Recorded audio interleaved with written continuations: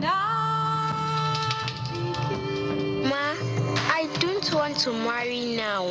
Halima, you are too young to understand. You are young and this is the right time. I paid a lot of money to have you as my wife.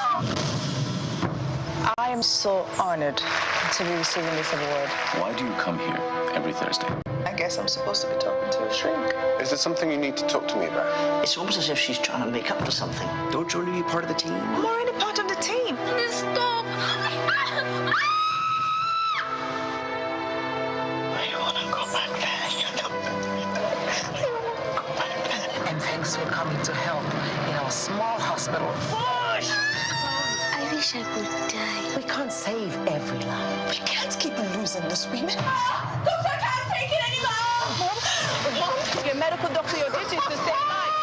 But I did not sign a vow of poverty. Clean her up before the whole house starts smelling. Our whole household is infected with disease when make it out.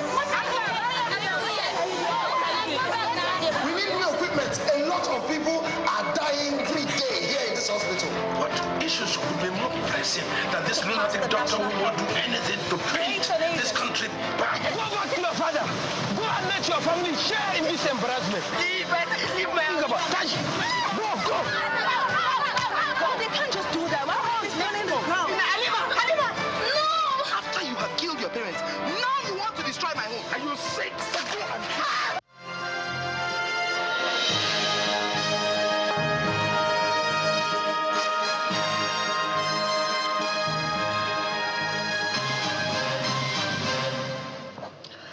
And welcome to the home stretch, where we present to you the artist of the week, who Ayo incidentally didn't want to let out. He didn't want to let the cat out of the bag. Well, interestingly, this one is not a cat, so. It's a human. And it's the famous Stephanie Linus. Well, we also know her as Stephanie Okereke Linus. She's a force to be reckoned with in Nollywood, and she's a talented actress and film producer, looking all bright and beautiful. And of course, she's also a director who's known for her captivating performances in movies like Judy, Last Flight to Abuja, and of course, Through the Glass, just to mention a few. That she's either acted in or she has produced or directed. A warm welcome to the program. Great to see you. Can you hear us? Can you hear us at all? Thank you so much for having me. I don't know if you can hear me properly. Now we can hear you. Can you hear us? I can hear you. Can you hear me? Okay. Okay. Okay, great. Yes, I can hear you now. All right. Well, welcome to Sunrise. Great to have you. I mean, how has this season been for you? Let me start from there. Well, it's been wonderful. Trust Nigerians. No matter what, we're just going to find the good in this season. There's been a lot of shopping, people partying, people just, deciding to be happy regardless of everything. So, but we're grateful. I mean, that we've come to the end of the year. And so the season has been wonderful. Well, so some will say we haven't heard from her in a while. What's she been doing? Well, a lot has been going. I've been doing other things. I've been out of the country, but I'm back. I'm working on the project, definitely. So definitely you're going to be seeing some work from me soon.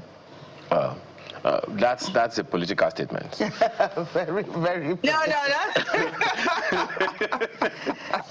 no, for real. Okay. I'm working on something. There's a big film that I'm working on, so can't let it go out of the bag. It says, I'm going to say I'm not a cat. I heard that. So you heard that. But I'm working on something. Okay. Definitely. All right, great. So look at your industry. How long has it been for you? And from then to now, how long has it been for you? What has it been like for you in the industry? And if your younger self was starting now, what would you be wary of? Oh my God! Well, it's been nice, and of course, there's been a lot of changes. But all you have to do is just flow with the changes that are inevitable. I started young. I think I don't know how, it should be like 25 to how many years now? I did my first film in 1997. It's been, the industry has seen a lot of growth, different changes, different things have happened over the years, but we're still here entertaining you guys. For my younger self, if I'm coming now, I liked when I came in. Now, I will just stay focused and make sure that this is actually what you want to do, and make sure that you're determined, and just be focused and be in this. So, and now it's even more interesting for them because there's different ways you can express yourself and different tools to use. So I think this is an interesting time compared to when we started as well. Interesting angle, interesting way to put that, Madam Cut. But 97 to today, that's quite a length of time. And as you said, the industry, your industry, has seen quite some changes. Last week we hosted TK, Tunde Kelani, and he was also speaking very highly of the innovation that has come into the industry as a result. But I'm not sure you can say that's the same thing for the quality of performers that have come in, or would you? Well, somehow there has been, a lot of people have sort of like reiterated that because maybe I think, this industry seems to be like, some people think it's free for all, but really it's not free for all. So there's people feel that, okay, let me just go try whether I have the talent or not.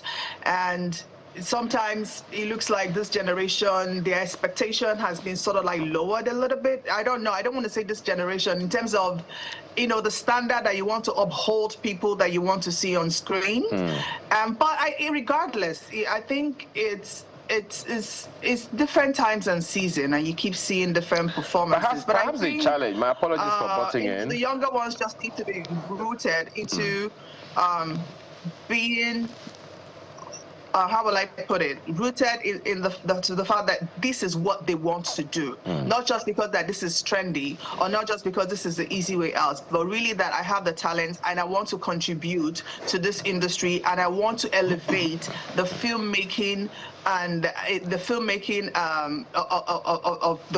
of this industry and all of that. So if you have that mindset coming in, you would definitely demand for better performances. You definitely demand for better stories. You definitely demand for, just to have better products being put out there for you to consume, or for other people to consume as well. So yes, people have complained about performances, but there also has been a lot of great actresses that have also come out that are also performing as well. The younger ones are doing great. I can see a couple of them who are doing fantastic work as well. And then there are others who you probably wonder, are you sure this is what you're supposed to be doing, or maybe you're supposed to be doing something else? Perhaps the question then is the entry level or the entry bar. When you came in, the path was narrow. You had to go through some kind of mentorship. You had to go through some kind of system to get into the space. But today, as you said, the road is open. It's like an all-comers affair of sorts. It has helped some, it has wrecked a lot more. So that's what I'm talking about when I mentioned what you were also referencing, the fact that there are many ways in which people express themselves now. What effect do you think that lower entry bar is having on the industry?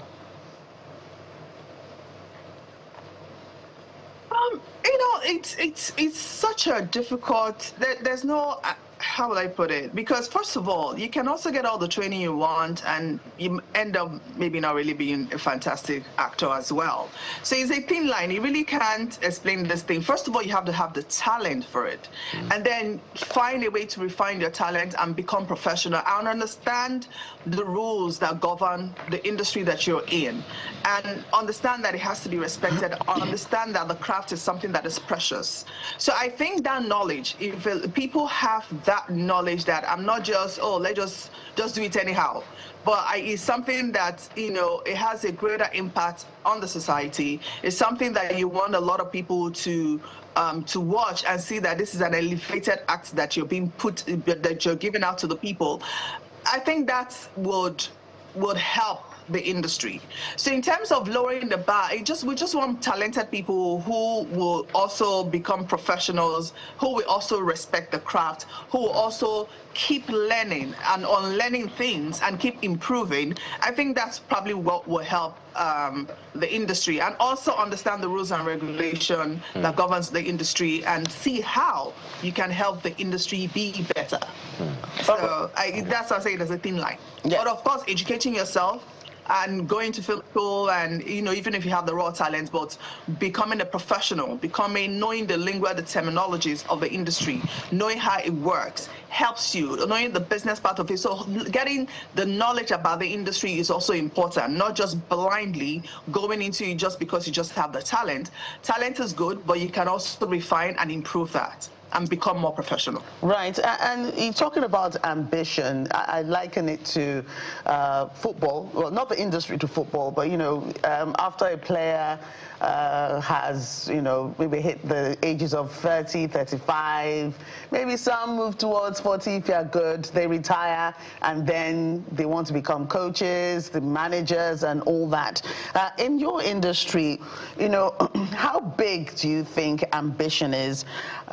You started out as an actress, and you were good, or you're still good at what you do. Then you were a producer, and then a director. So what's the ambition like now in the industry? From if you look at where you are, and you talked about younger ones a couple of minutes ago. How do you see the ambition coming up? Are people as ambitious to want to grow to that level, so that when they get to the level of maybe producer and director, then other people can also have room to come in and then grow to that level? I think there's room for everybody. And, the good thing about this industry is that you never get tired until you retire. Because there's room for everyone. The filmmaking process is depicting life. So that means people can, even if you're an actor, you can act different ranges. It opens up to different things because we're depicting life as it is. So, and also it's not everybody that want the desire to become a producer or a director, but also there is room for you to be able to express yourself, the different talents that you have. So if you want to be an actress, you can go on and do that. If you feel you can do more than one role, you can also as well do that. For the younger ones, I think, they are in such a wonderful space. Like I said, there's a lot of technology. There's a lot of new ways in which they can improve themselves. There's a lot of tools that are their beck and call that they can use, and they've been doing that. The younger generation has been doing that. But like I said, understanding the history and understanding the role that you play and how you need to use those tools to improve more and contribute more to the industry is also very important for them to have that knowledge and be aware of that. So I think the space is there for us in this industry to express our talent in different ways and grow as we're supposed to do. But most importantly, also, you should understand that a lot of these young ones, even the challenges that we have and still having, is that the industry is not fully supported by the government like the way it's supposed to be supported. The industry is not being given that attention that is supposed to be given. The younger ones, the older ones, everyone has contributed their own quota to this industry, but it's time for the government to sort of like protect the industry, make sure that people get their money's worth, your IP is protected, the industry is elevated, people have access to funding, because you cannot have access to funding and then you expect good works to come out. So all these other things and needs to be in place to help this industry thrive. So I really will not sort of like blame the old or the new or anybody, but because we've created something. The main thing is the government paying attention to the power that this industry holds, and are they protecting this industry to make sure that we elevate it the way it's supposed to be, to come and put it side by side with other industry at the level that it should be. So everybody's trying in this country, all of us, the younger ones, everybody's trying, but the government needs to help the industry grow and get get everybody to thrive more and also benefit from all the talent and hard work that they're putting in the industry. You guys make it so easy that everybody wants to get in, not knowing how difficult it is. Yeah. But by the way, I hope that the Minister of Culture and Tourism has heard you, because the way you were speaking, the President needs to invite you for consultation. But we've been showing... I mean, this is a branding tool that Nigeria has. Nigeria has a branding problem, whether we like it or not. And this is a tool that a lot of people... Oh, definitely. I mean, we are looking at that in December that organically happened. Yeah. That is definitely going to happen. So that is definitely going to happen. Tool. Yeah. So how are you protecting this industry? How are you elevating? How are you encouraging? How are you making sure that people put in and they get back their monies? How are you making sure that the storytelling is elevated? So there's a lot of things. So it's not, we don't exist in a vacuum. Nigeria is happening to all of us in all the other industry. What incentive are you giving to the industry? What encouragement are you getting for more foreign people to come in so that there's skill exchanges and so many other things? So there's a lot happening in this space that you just can't put it on the talent of the people here. Okay. Now, tell us about the movie Cry. We've been showing it as you spoke earlier. Tell us about it. My movie, I mean, this is a movie that I did a few years back because I was passionate about, I heard about the story about a young girl. A friend of mine came to visit me in University of Calabar, and she told me about young girls who are up in the north and in northern part of Nigeria who end up having this condition called fistula. And by the time I started researching, I traced it down to, majority of it is coming from early marriages, female circumcision, not having access to good medical or maternal health care during pregnancy and so many other things. And that really struck me, and I just felt that I needed to do this story to amplify the voices of these women.